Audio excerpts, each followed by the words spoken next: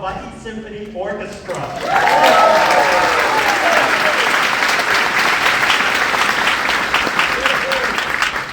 Welcome to our Lexus Films and Concert celebrating the 20th anniversary of Lost.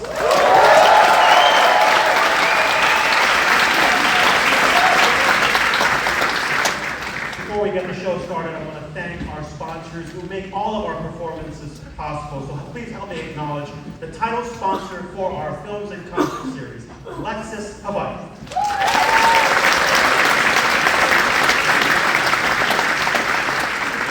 As well as our concert sponsors this evening, the Hawaii Youth Symphony, and our season sponsors, the Kosasa Foundation, Altres, and the Halekulani Hotel.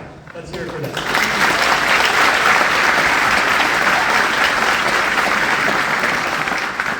We do have a Lexus Prize Pack giveaway. You can enter that through the QR code that was shown on the screen, but also on the lobby walls. The winner will be announced at the end of intermission, so stick around. And also, folks, I hope you will join us in July 27th and July 28th, for the season finale, series finale of our films and concert series with Jurassic Park in concert.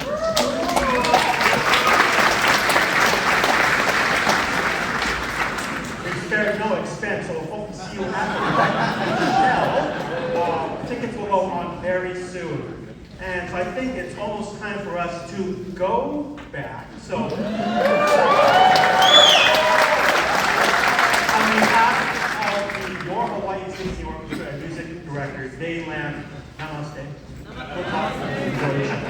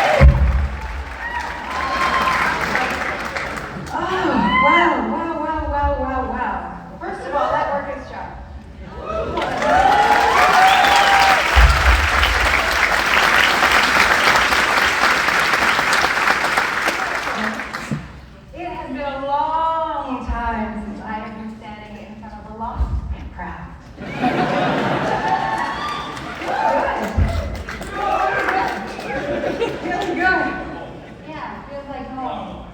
Well, technically, we both live in Hawaii. But what better excuse to be standing in front of you all than to celebrate the incredible artists behind the songs and the sounds of our beloved show.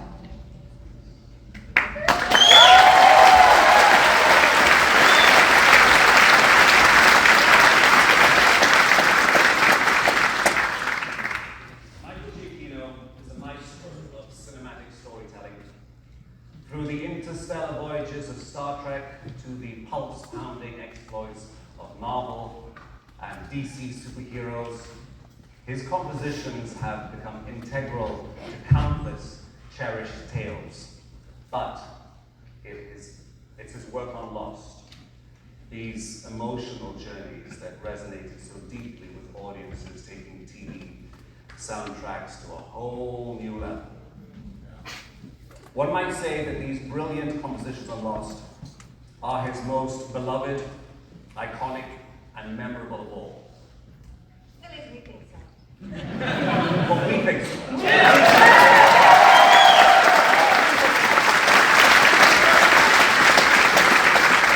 What would love be without the bone-chilling, soul-slicing sounds of the smoke monster? Right? Or the gentle first few chords of the life and death theme.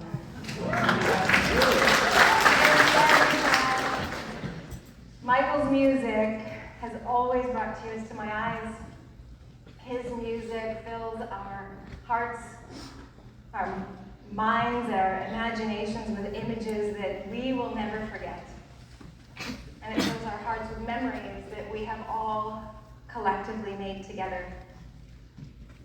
So, please, join us in taking this moment to recognize the person that has the craft that has touched all of our souls for so many years with his timeless music, Mr. Michael Giacchino.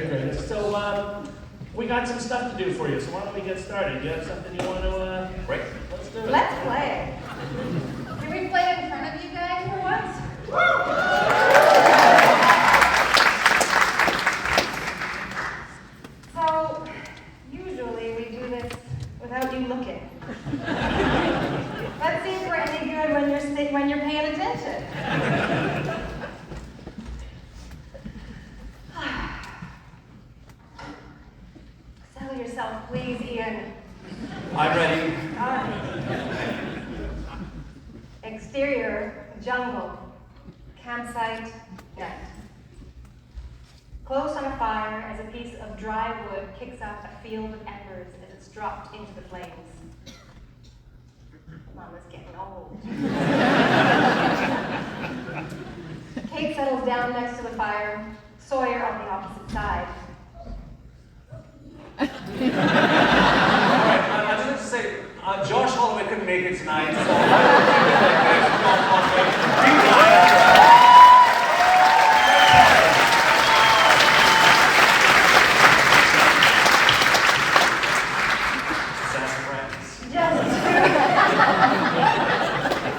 I believe that's Freckles to you, sir. no, that's I'm in the hang of it. Okay.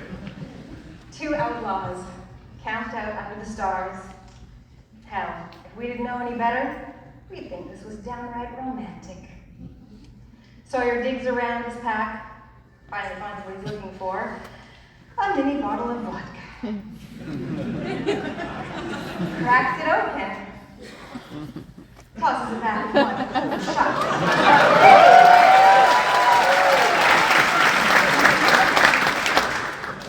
Reveal Kate.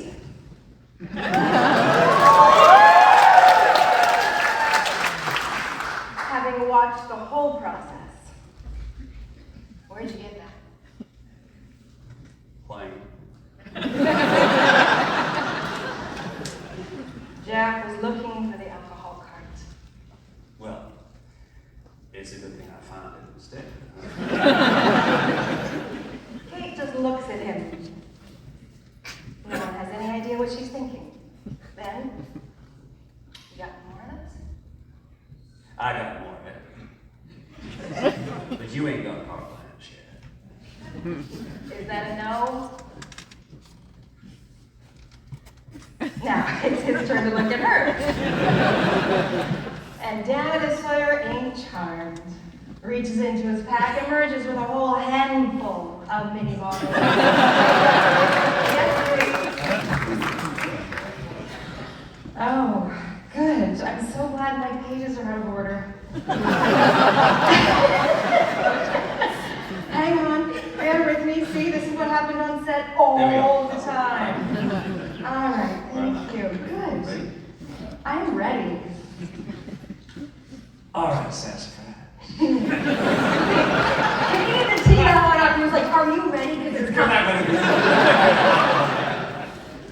All right, sassafras. How much we're matching up on a hay. Okay.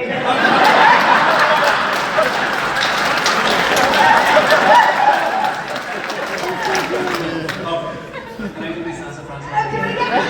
Do it again. I like it. All right, sassafras. You gotta play. Kate, smelling the rat. Play what? I never. What? I never. And I'm supposed to know what that means. A game is what it is. Call it a way to get to know each other better. For example, I know you never went to college. And how do you know that? Well, if you had, you'd have heard of I never.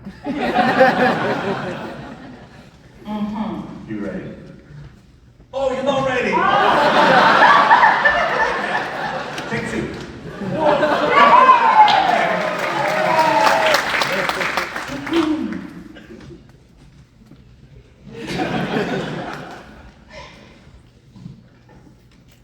Oh, is this me? Yes. No. You keep going. Stay right here. Oh. Yeah. Simple. You say I never, and then finish the sentence. And if it's something you did, you drink. And if it's something you never did, you don't drink. Kate absorbs this. Then, that makes absolutely no sense. Then learn what I'm saying. I have never kissed a man. Now you drink. Because you kissed a man. She would hardly call him a man, but subtext, that man being him. Kate's eyes. What's the object of this game? What's the object, then? On Kate, deciding whether or not to embark on this foolishness. Sawyer's just looking at her, eyes a twinkling. So, she cracks open her bottle. Drink. Sawyer grins, impressed because she's actually drinking booze and he's drinking water. What's this?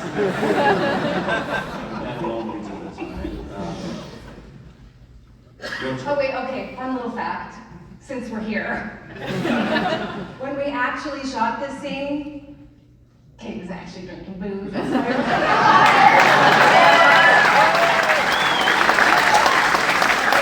Josh Holloway was not, so I'm going to stick with Josh Holloway. Yeah, he's in character.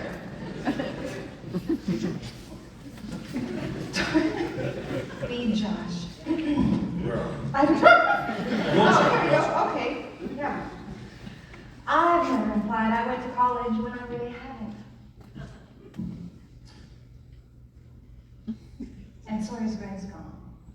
But rules are rules, so he drinks. I've never been to Disneyland. Kate does not drink. Ah, that's just plain sad. I've never worn pink.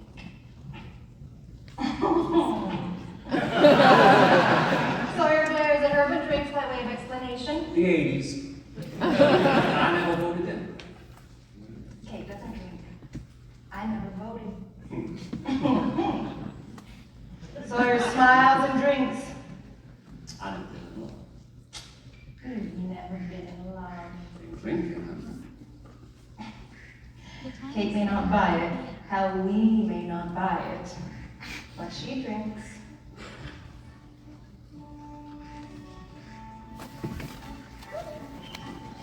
Then, I've never had a one-night stand. Sawyer takes a healthy swig. Well, I got a drink for each one. Your turn. I've never been married. Kate eyes him for a second. And then she takes a little sip. Didn't last long. Sawyer, intrigued as he reaches for a new bottle. I never blamed a boar for all my problems. Okay, now it's getting personal. Yet Sawyer drinks. Fires back. I never cared about getting carte blanche because I just wanted to spend some time with the only other person on this island who just don't belong. I'm Kate. And that flash of vulnerability. Yeah, he fucking nailed her. But she meets his gaze and takes a drink. And fires right back. I never carried a letter around for 20 years because I can't get all my baggage.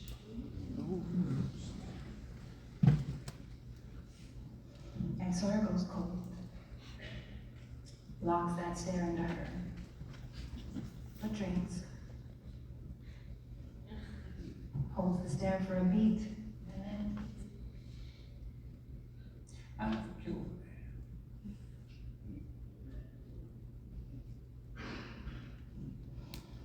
a man. and there it is. After all this time, the handcuffs, the case, the guns, the marshal. Doesn't matter when he found out, but he knows.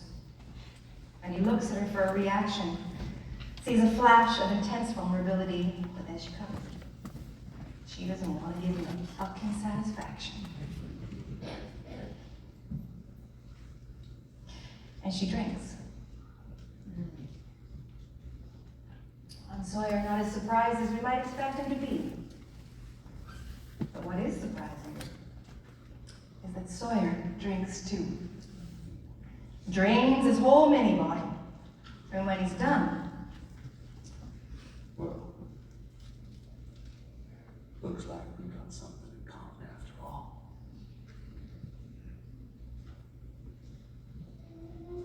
Let me see.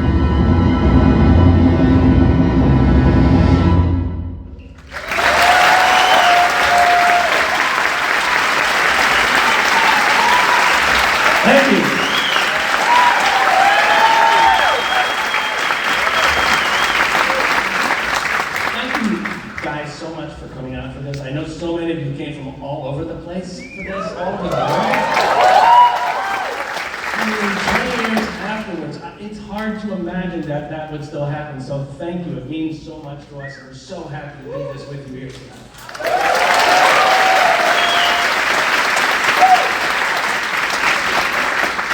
You know, it's not often that beyond the stars of the show, the people in the background become sort of a face of the show as well. And the person I'm going to bring out now just happens to be one of those people that sort of like came from the background but also became part of the foreground, and that is Mr. Showrunner Carlton Cuse.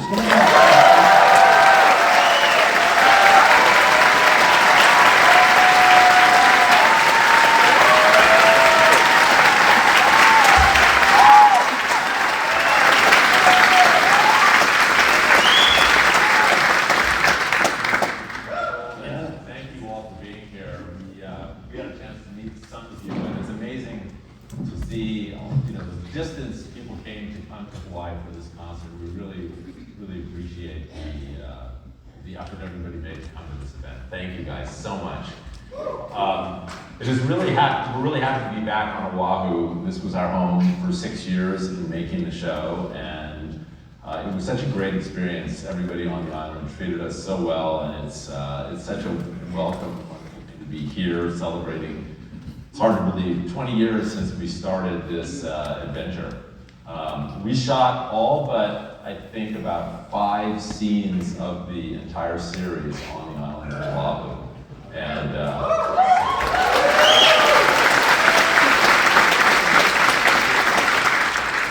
so I want to also echo what Ian and Evie said earlier.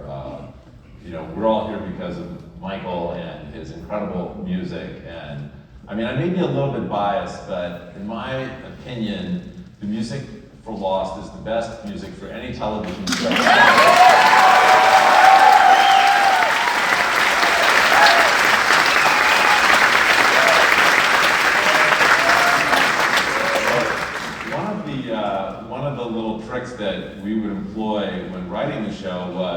we would try to kind of land things emotionally, but sometimes we feel like we might have fallen short, might not quite have gotten there. And then literally in the scripts we would write, and then Giacchino plays the shit out of this.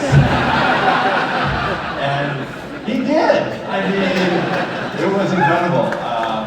Michael, would deliver just that oomph we needed and never failed to do so. Another trick that we employed in the scripts was, of course, the show was on ABC. It was on at like 8 o'clock, 9 o'clock. There's a lot of broadcast standards. Clearly, actors on our show could never drop F-bombs, but the scripts themselves were full of F-bombs and non-dialogue part of the scripts. And that for us was a way of kind of trying to convey to everyone here in Hawaii who was reading the scripts the intensity with which we wanted scenes to be played. So I'm going to read a scene which is from the season finale of season 1, and you'll see what I mean as we get along. Exterior jungle night. Walking ahead of Hurley and Kate, we find Locke, banged up but more intense than ever as he goes about wrapping his torch with more dry fuel, lights it as Jack appears behind him, stops a good 10 feet away, a beat as they size each other up. Jack, I need for you to explain to me what the hell is going on inside your head, Locke. I need to know why you believe I was being tested. And in the face of Jack's innocent, outright anger, Locke is zen. He speaks completely innocently. Tested.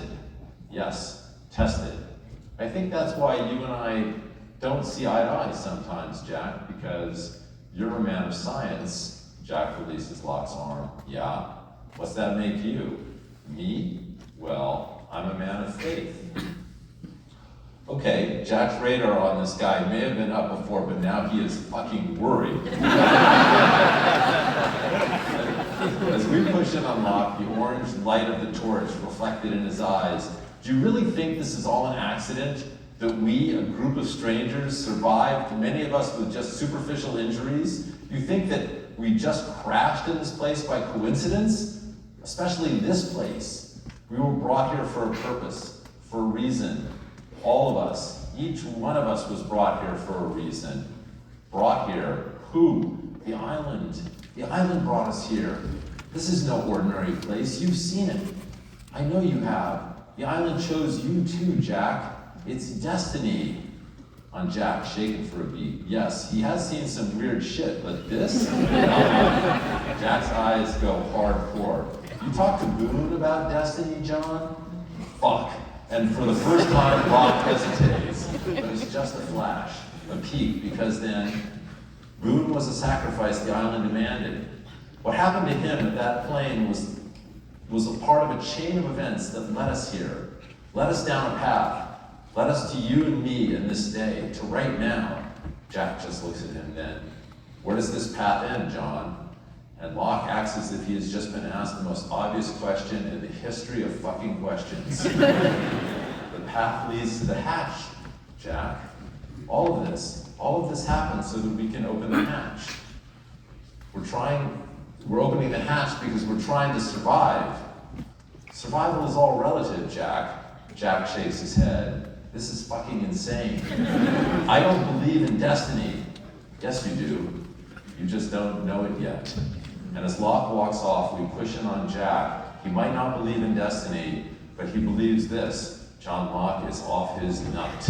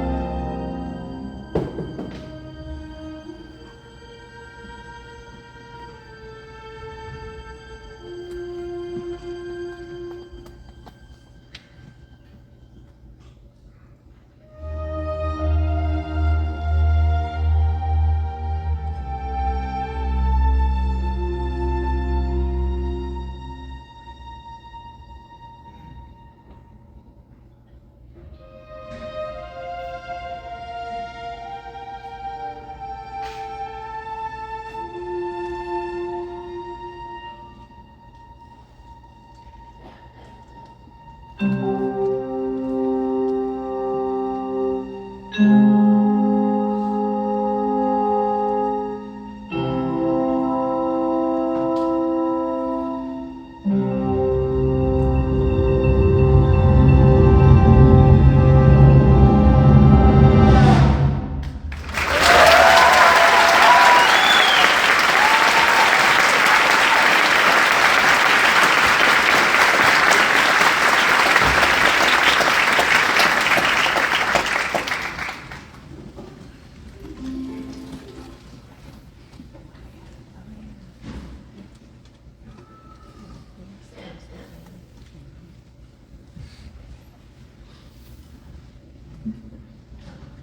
I just want to say, real quick,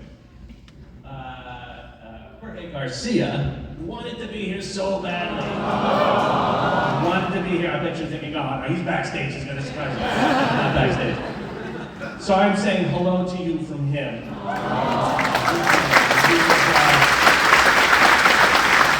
Thankfully, the reason he can't be here is because he's on another show and he's got work, so that's great. So we love him. So anyway, hello from Jorge.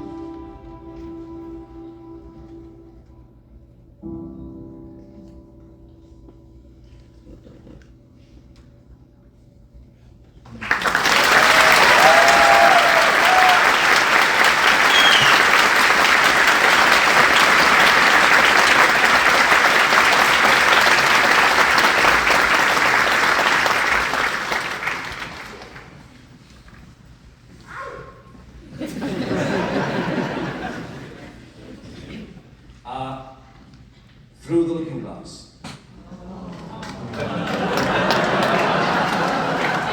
Yeah, are you ready to cry? Someone there. Yes. I'll make it funny, go on. Interior, Looking Glass Station, Compton. Kafoom! The grenade, and Mikhail with it, explodes with a dull thud, and an instant later, Christ. The portal implodes inwards with a rush of water. Psst. The monitor, instantly doused, blinks out as water rushes in like a giant fire hose. The force unstoppable, the porthole too small for Charlie to swim out through. The comm room is rapidly filling like a fucking aquarium. And we're on Charlie, as he suddenly realizes, this is fucking it. This is his fucking destiny. Interior, Looking Glass Station outside the comm room. Desmond can see the rapidly filling room through the thick glass window in the door. No! Charlie! He rips a fire extinguisher off the wall, smashes it against the glass window again and again, but it's too thick. It doesn't even fucking chip. As we go, interior, Looking Glass Station, comm room, continuous. Back on Charlie, knowing now that his fate truly is upon him. An odd sense of calm comes over him, even as he watches Desmond frantically pounding away with a fire extinguisher. But there is one more thing he must do. He grabs his Sharpie, and as the water gushes in and rises around him, he writes something on his hand, then wades through the waist-deep water towards the door. He and Desmond meet eyes through the window. Charlie! Charlie!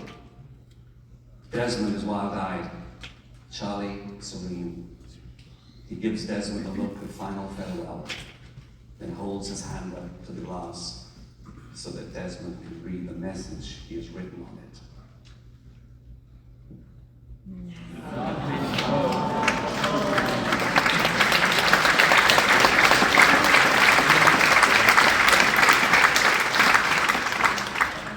Not Penny's boat. Desmond reads it. What? Baffled by what it means, but that doesn't matter now.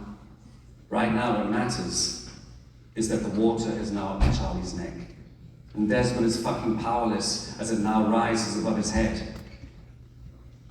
And Giacchino starts to play. As all the sound effects melt away. Something slow and beautiful and haunting.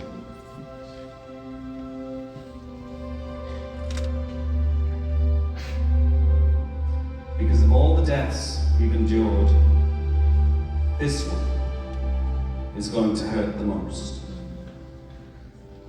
Completely underwater now, Charlie shares a final look with Desmond. And it is as clear to him as it is to us. Charlie is at peace. Holding it now as Charlie begins to float up and out of frame, ascending gracefully. Desmond's eyes filling with tears as Charlie's face is no longer visible in the window. Then his torso, his legs, and finally his feet. And then he is gone.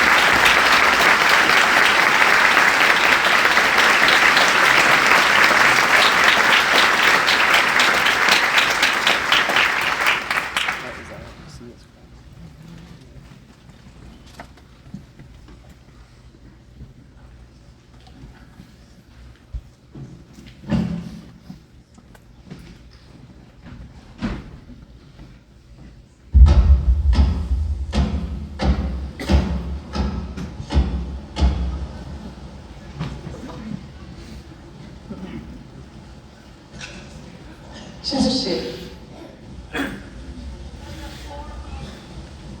이거요.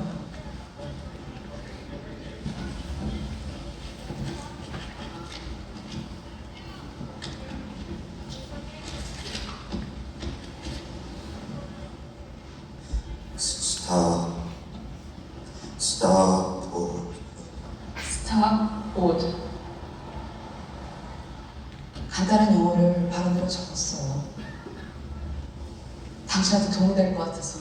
한번 만들어봤어요.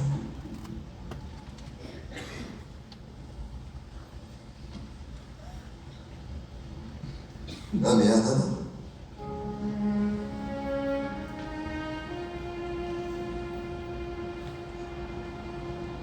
저기요.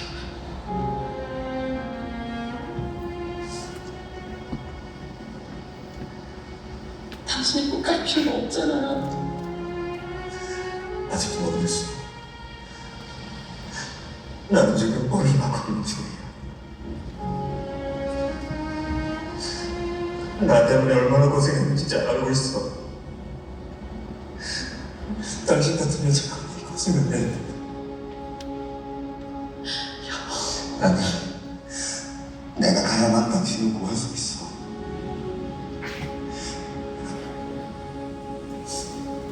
자기 지켜줄 거야. 자기랑 같이 있어.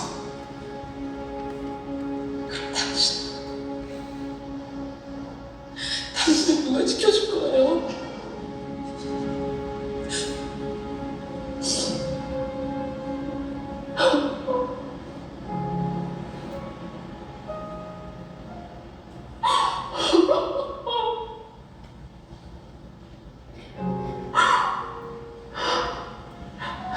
사랑해. 사랑해. 정말 미안해. 괜찮아.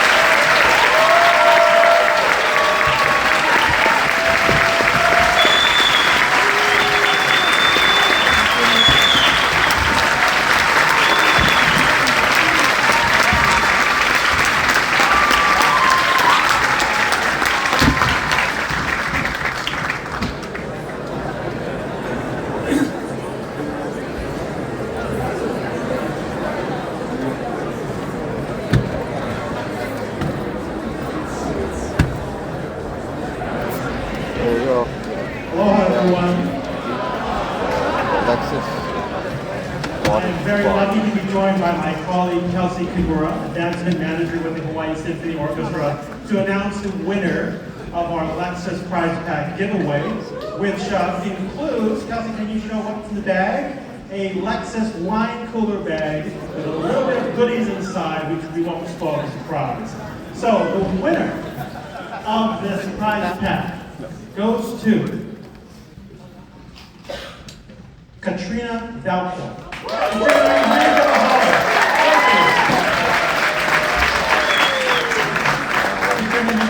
The prize at will call at any time this evening. So thank you, everyone. Enjoy the show.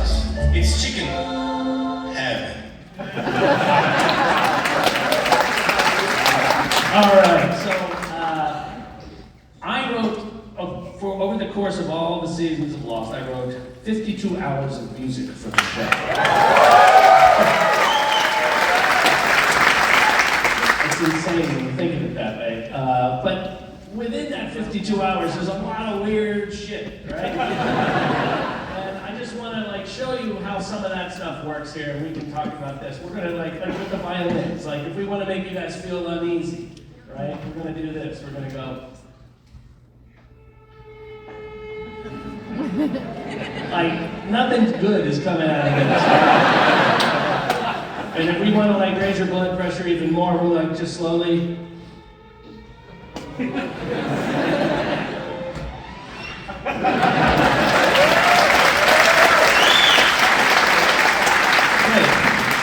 get to play with these instruments in ways that they usually don't get to play them. I don't know if they like that or not, but it's really fun. Like with the cellos and the basses, here we go. The others. And then I have this thing called a snap picks, which is really interesting. Sound right? Come on. That's cool. Now,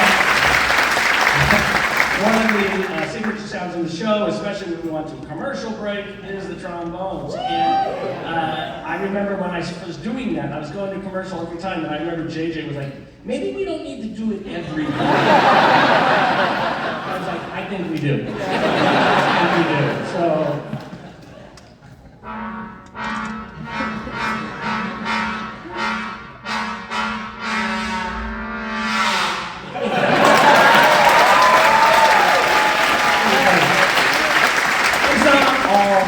Weird sounding stuff. Some of it is really beautiful, like what we have on the piano here. Go ahead. You can...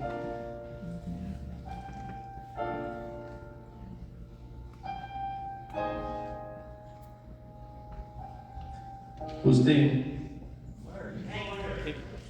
I'm not going to tell you. And then we have scary piano too. Yes. Come on, we didn't go over to the grandmother's house and do that to the piano. It's great. I love that. And then we have harp. That was Kate and Sawyer, by the way. All right. And then we have some harp.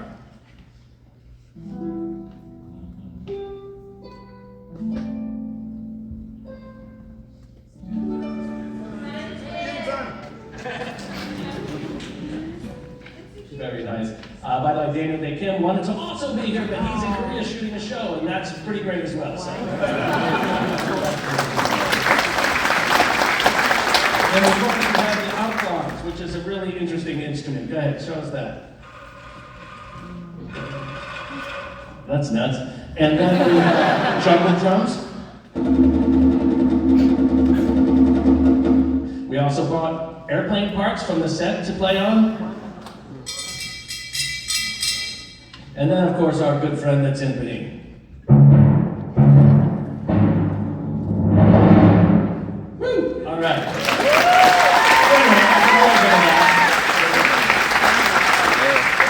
We're going to play something now that has a bit of those weirdness going on in it. So, here we go.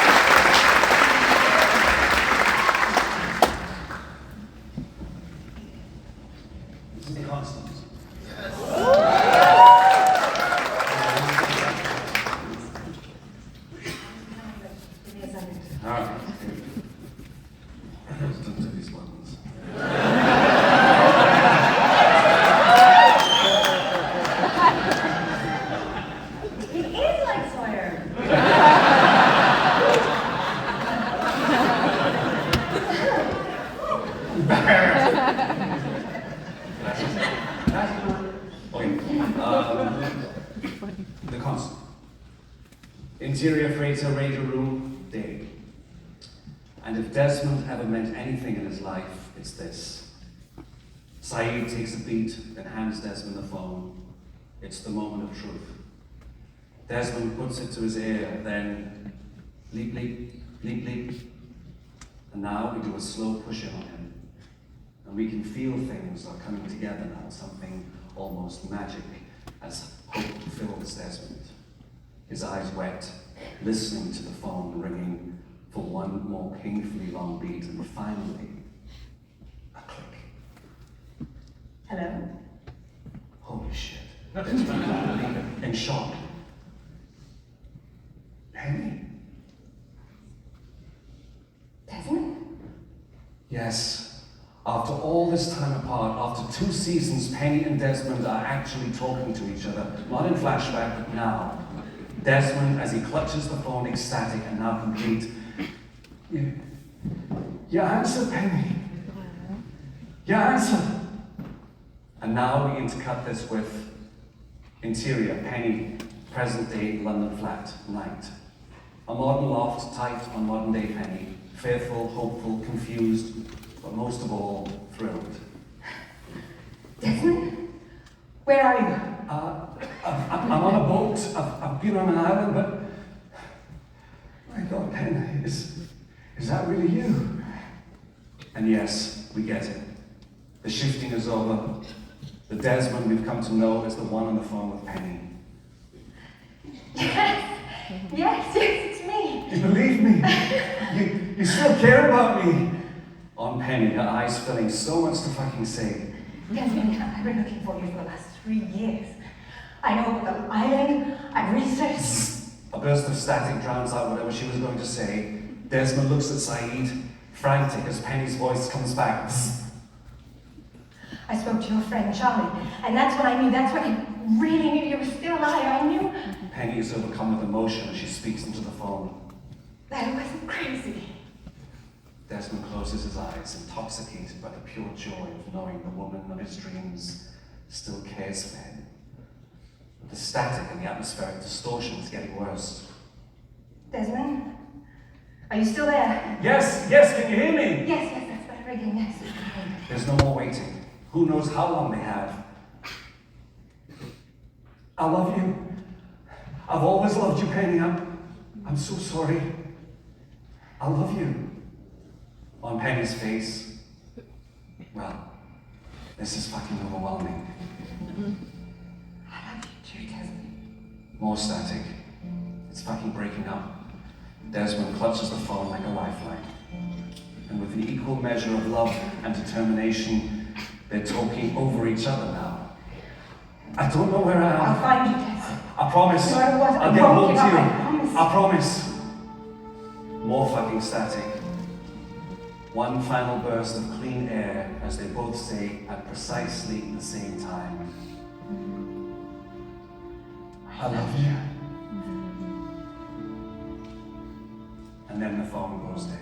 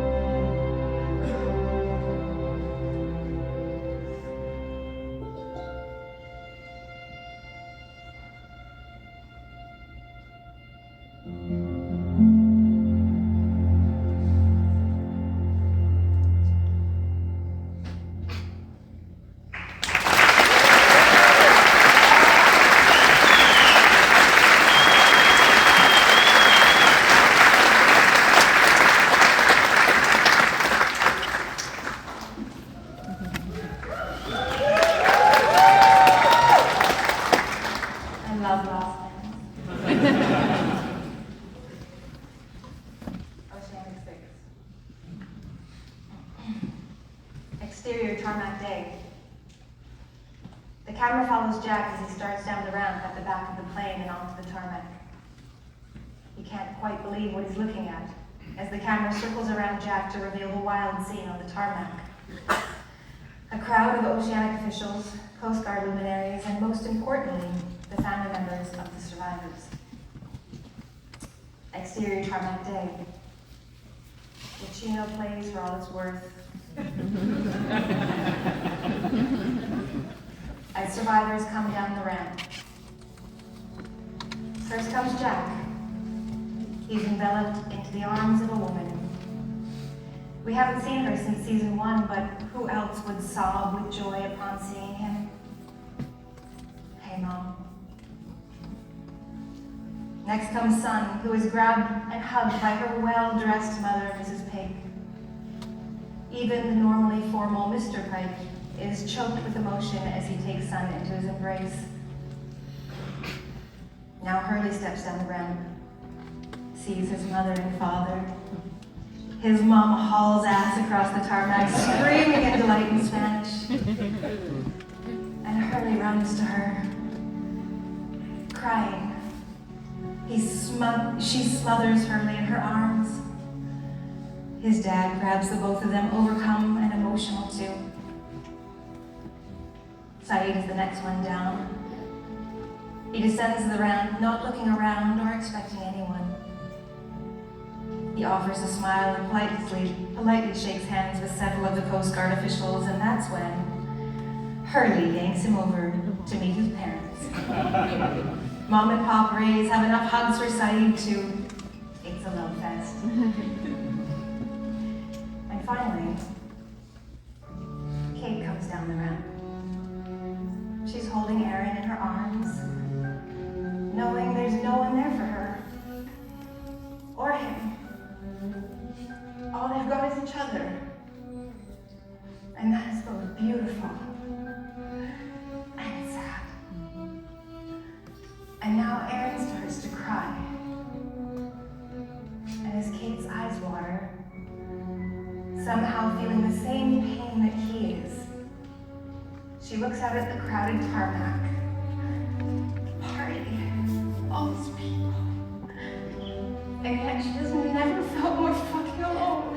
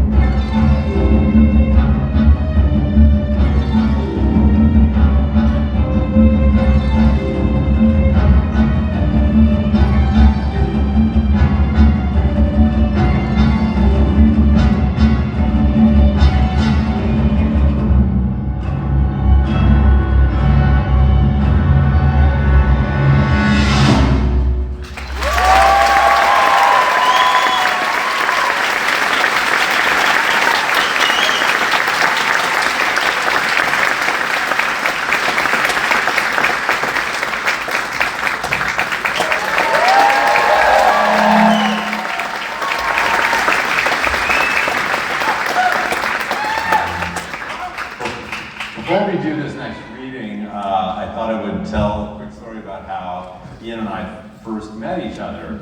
When we were casting the show, we obviously, Desmond was a big part. I mean, obviously the mystery of who was in this hatch, well, what was in the hatch, and then when we were going to reveal there was a person in the hatch, who that person was going to be had to be very special. So we looked at a lot of actors in Los Angeles, and we didn't find anybody who was exactly what we wanted. So then we put a casting director on in New York, and we looked at a bunch of additional tapes, and we didn't find the person that we wanted. So then we put a casting director on in London, and this tape came in from Scotland, and it was Ian's tape, and we were like, that's it, he's Desmond.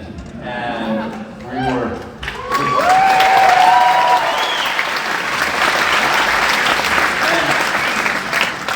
and so, we were like, okay, so he's the guy. And so then I went to Greg Nations, our script coordinator, so we've got to get him a script. Can we FedEx it to him in Scotland? And Greg came back to me and said, well, I've got his address, but here's the weird thing. His address is I don't know if this is a glitch or something, but it's on the same street as yours. And I'm like, what? And it turns out it was 2 numbers different than my street number. And I was like, that's the house right next door. And so, and it was true. My neighbor at the time was Brian Cox, and Ian was staying at Brian's house. So I literally got home, took the script, and walked across the driveway. And I said, hey, Ian, Carlton Cuse from Lost. Here's your script. Welcome to the show.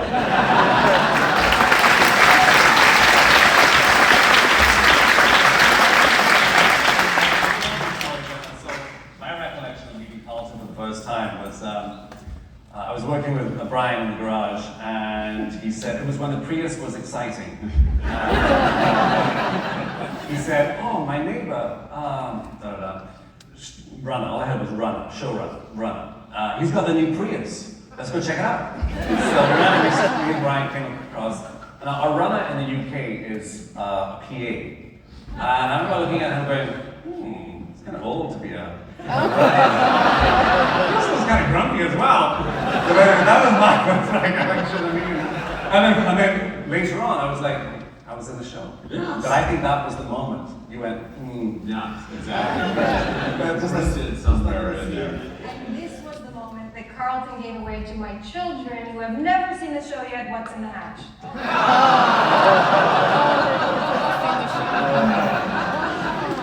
Well. Oh well. Onward.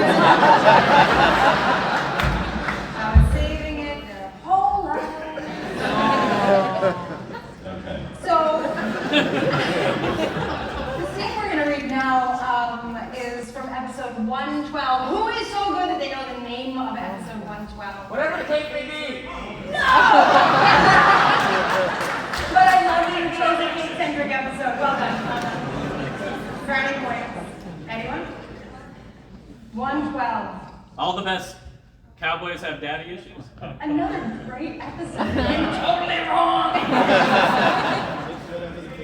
I'm only asking because I can never remember the name of the episode. 6-12. Abaturno is the. Thank you, Albaturno. I'm supposed to intro it, but I can never remember the name. I thought you guys might. Anyway, so Show me. yeah. So after, by the way, so after 112 episodes, we felt we might take a shot at some answers. I don't know, just a little bit.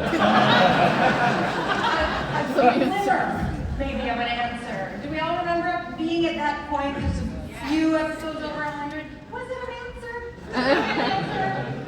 Okay, and so Ian is going to play Richard Albert. I am, with great apologies to Mark Pellegrino, going to play Jacob. Evie's going to read the narration. I will read what Carlton wrote, so you can't blame me for anything I say. The purpose of the island. Exterior beach, foot, day. A small campfire burns on the beach, warming Alfred as he sits in front of it wrapped in a blanket. He's shivering, soaked from his ordeal in the water. Glancing up, he sees Jacob walking out of the statue's foot, carrying a plain glass bottle of wine and 2 metal goblets. Albert processes that. Not exactly what he was expecting. Jacob looks up at him, honest. My name is Jacob.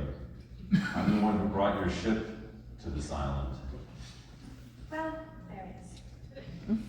Albert blinks, processing that. You brought it here. Why? Jacob thinks for a moment, deciding how best to answer. Then he holds up the bottle. Giacchino starting to play. A sense of real importance and mounting revelation. Think of this wine as what you keep calling hell. There are other words for it too. Malevolence, evil, darkness. And here it is, swirling around in the bottle, unable to get out, because if it did, it would spread.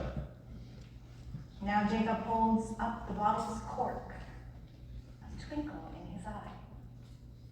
The cork is this island. Now he puts the cork firmly into the neck, tips the bottle upside down, and not a drop spills out. Quietly. And it's the only thing keeping hell where it belongs. Wait, holy fuck. Did we just get told that the nature of the fucking island is... And Jacob's not... The man who sent you to kill me believes that any person can be corrupted because it is in their very nature to sin. So I bring people here to prove him wrong. When they get here, their past doesn't matter. Someone washes away their sins, and they get a second chance.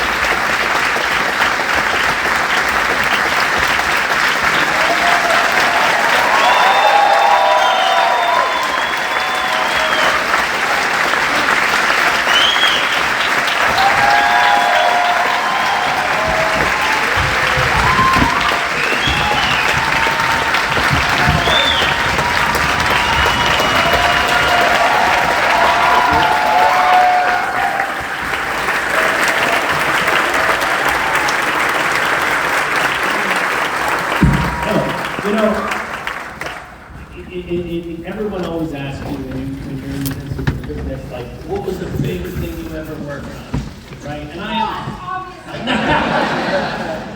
and I always tell people, I don't have any favorites. It's like, kids, you can't choose, and this and that, and blah, blah, blah, blah, blah. But the truth is, and you can't tell anyone, all right? This is between us.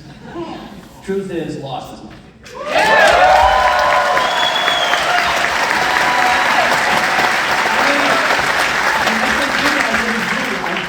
I don't think I've ever worked on anything where I made such close friends over those years. Usually it's like high school, once it's done, you go your separate ways and that's it, you never see each other again. But we keep coming back together over the years, and that is in large part due to you guys too. So we want to thank you.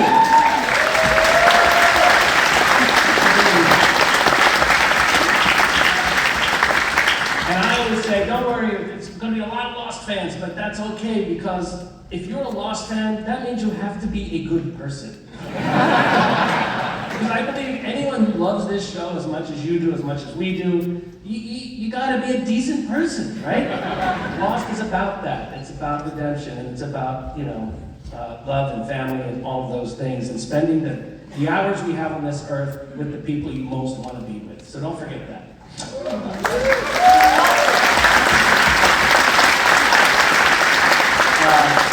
Evangeline, thank you so much for being here tonight. Come on.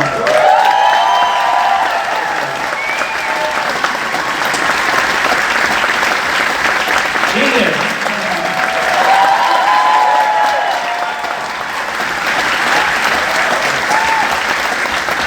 So, we're going to leave you, I guess, with one more, right? Yes, please. You want one more?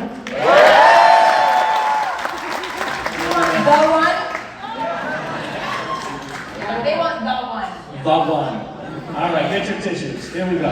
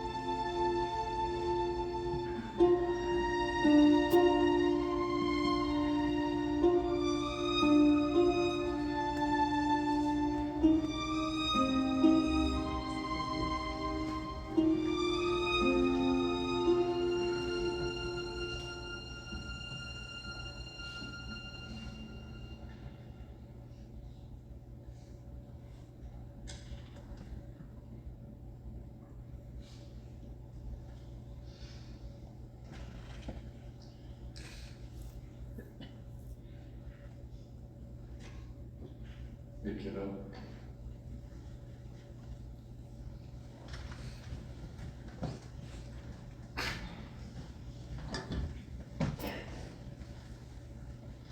Dad? Hello, Jack. I don't understand. You died. Yeah. Yes, I did. Then how are you here right now?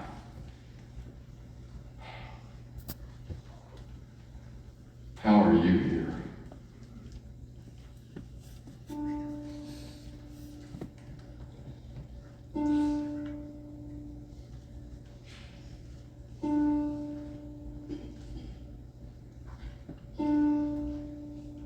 I died too.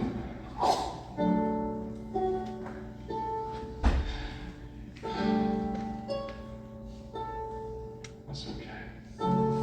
It's okay. It's okay, son.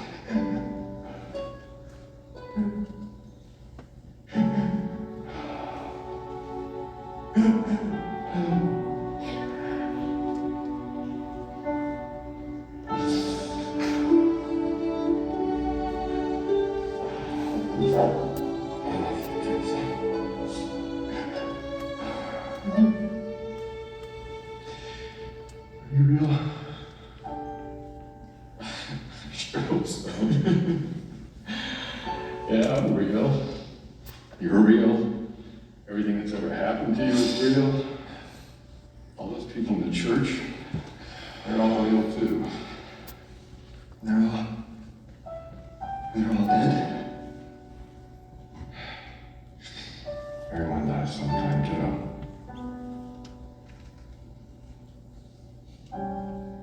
Some have been before you, some long after you. Why are they all here now? Well, there is no now here.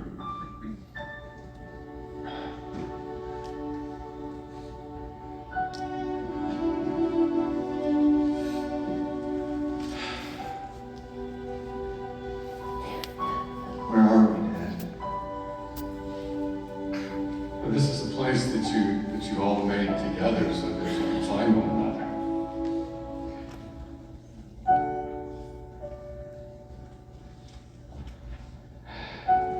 The most important part of your life was the time that you spent with these people. That's why all of you are here. Nobody does the love, Jack. You needed all of them, and they needed you. For what? To remember and let go.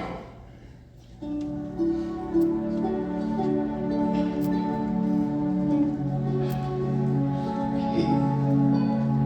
She said we were leaving. No.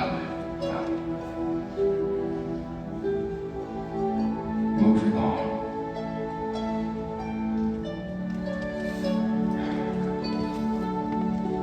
Where are we going?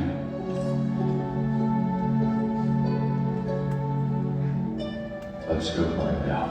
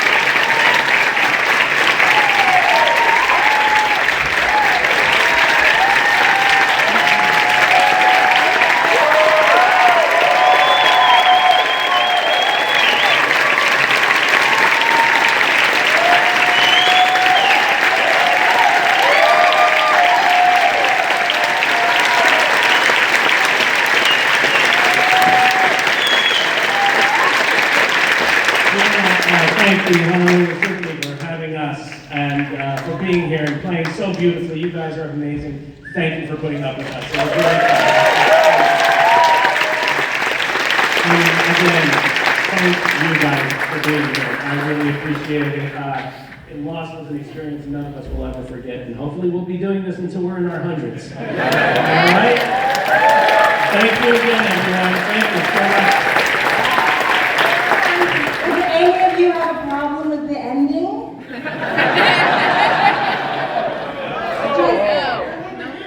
Google Evangeline Lilly explains Lost ending.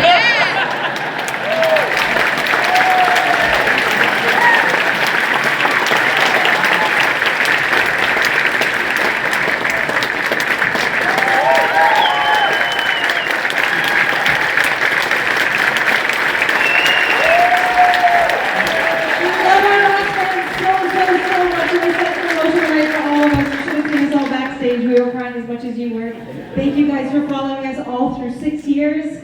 It wasn't easy, and we did it for you. We did it because you were so passionate, and you shared your stories with us, and your stories spurred our stories on. Hi, Joe. Hi, Sam. Hi. Hi, Todd, where I can see wherever you are. We love you guys so much. Well, I'll take these must come to an end, but we'll just have to do it again someday. So.